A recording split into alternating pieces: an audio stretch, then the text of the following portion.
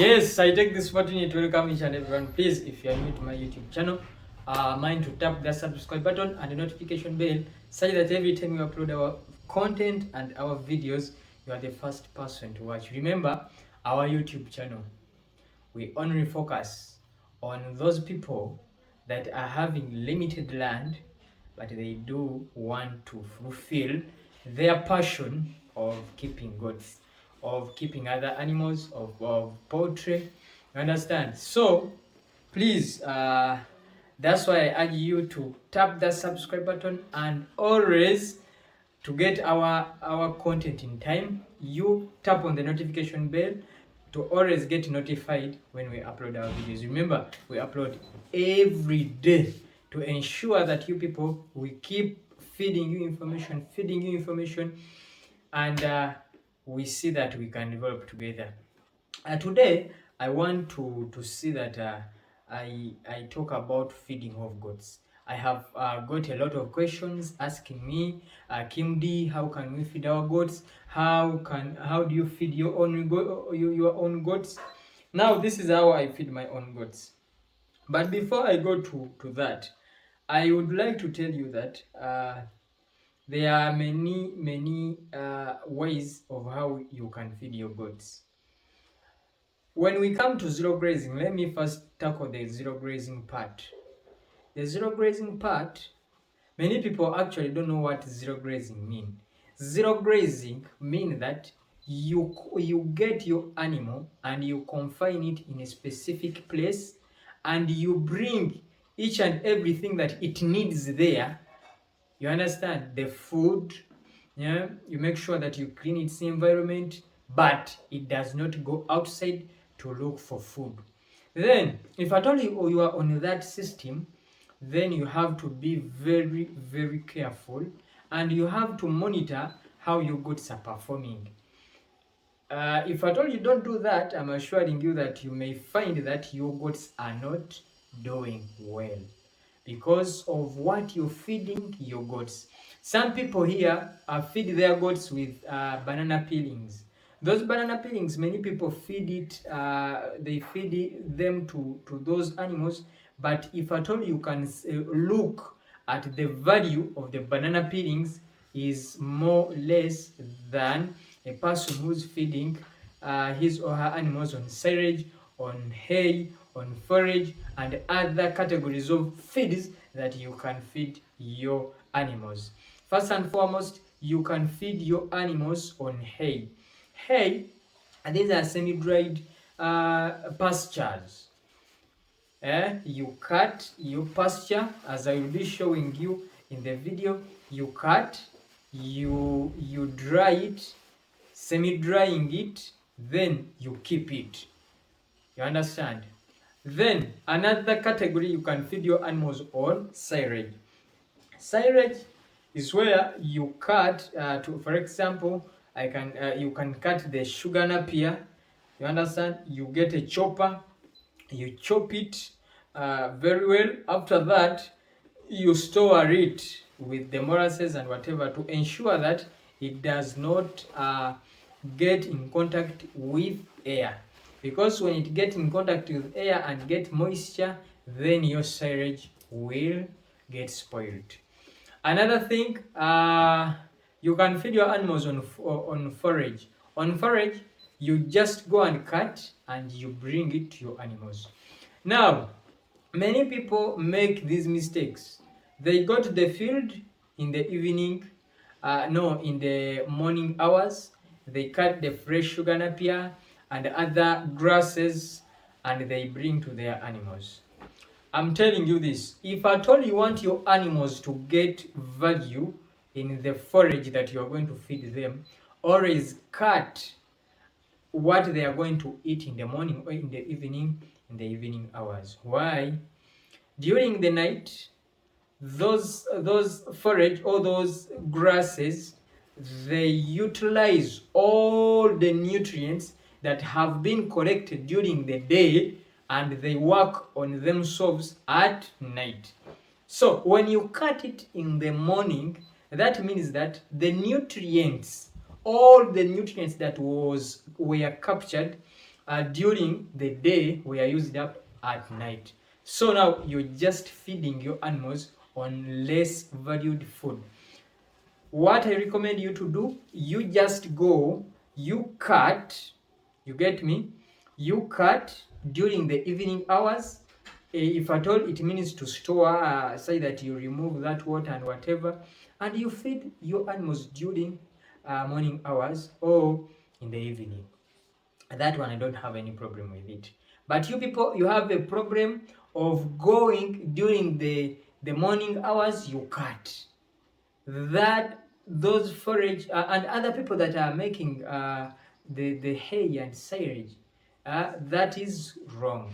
If you want valuable feeds for your animals, then utilize the evening hours, like from 3 and above, or from 4 and above, and you do your activities of harvesting your feeds. Hope you have understood that very well.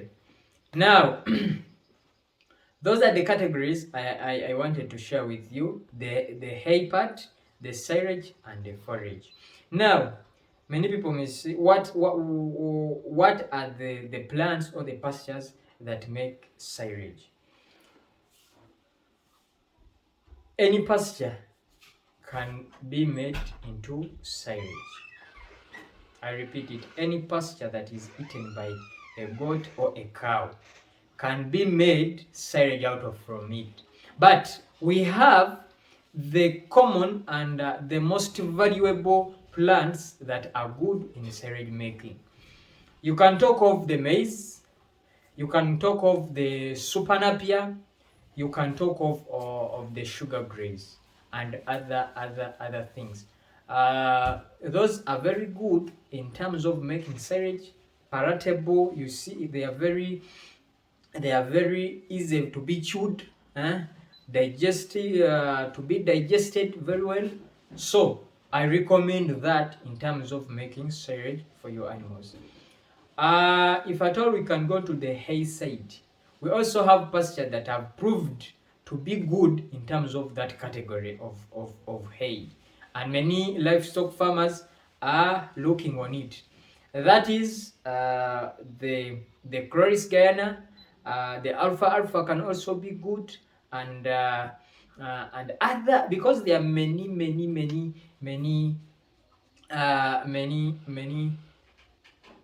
pastures out there: the Cariandria, the Centrosema, the Bricaria morata. Those are good pastures to make hay from them. So if at all you can get access, we sell the seeds. You can come to us and we give you the seeds for them if at all you need to plant for your animals. Those are very good for the hay. And then when we come to forage, I have talked about the Cariandria. Cariandria, it is like a tree. It is a pasture but in form of a tree. Then you can bring it as forage and your animals will feed it very well. They will feed it and they will be enjoying it very fast and very well. So, and other, you can also bring the super napier when it is fresh. Some other people feed them like that. You can bring the maize, you understand?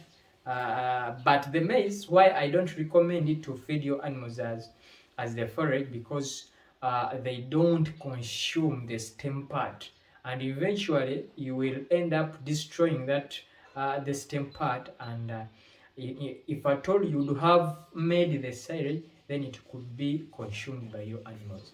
But if at all you bring it as forage, and many workers, many workers in Africa, and the bosses are reluctant, and they don't value the work they are doing. But if at all you want to do everything in step by step and something that is very good, then I don't recommend you to bring the stock of the maize and you give them to your animals. You're losing everything. They're just eating the leaves and they drop each and everything. So those are the feeding tips that you people you can be with. Another thing that I can talk of is for those that are doing the semi-intensive system, or they are doing zero grazing, free range systems. In the morning, I recommend you from 10 up to like 3. You can feed your animals within their exercising ground or their structures. The supplement feeding, the hay, the silage, and during the evening, then you can let your animals to go to the field to pick something or to eat the forage. You understand? But for someone who is doing zero grazing, then for your case is somehow different. You can feed your animals on forage. Some other people actually they feed their animals on hydroponic fodder because it's also very good and very rich in protein content. So, and they also have the provision of silage and hay at their farm. You understand? So, with those, I think your animals will be very, very good looking. And for someone who is doing zero grazing, I emphasize to always, because you're putting in everything that is being done at the farm, you're putting in money. So I encourage you to always weigh your animals and know that my animal is progressing in weight gain. And your animal, how is it looking? How is it working in terms of the converting the feeds into muscles, converting the feeds into milk? How are they doing it? You understand? So with that, I'm thinking and I know that you're going to really have very, very good looking animals. For those that don't, especially for those that don't have enough land, you understand, you can get a small land like 1 acre. You divide it appropriately. You know where you're going to plant your pastures. You know where you're going to stipulate the structures and other housing, farm housing, and try to see how you can do it. For the planning, designing, construction, of course, KIMD Construction and Farm Consultants Limited. If you have your land and you would want it to be productive and you want it to do animal rearing or goat keeping, then we are very, very much ready to work with you. Remember that we want to see that we increase on the production of meat, of milk, and all the products that come from goats. And we cannot do that if we are still few in the industry as per now. Thank you very much. Thank you for watching KIMD Construction and Farm Consultants Limited. And by names of Karema Hakim, working with KIMD Construction and Farm Consultants. Thank you very much. Have a good day.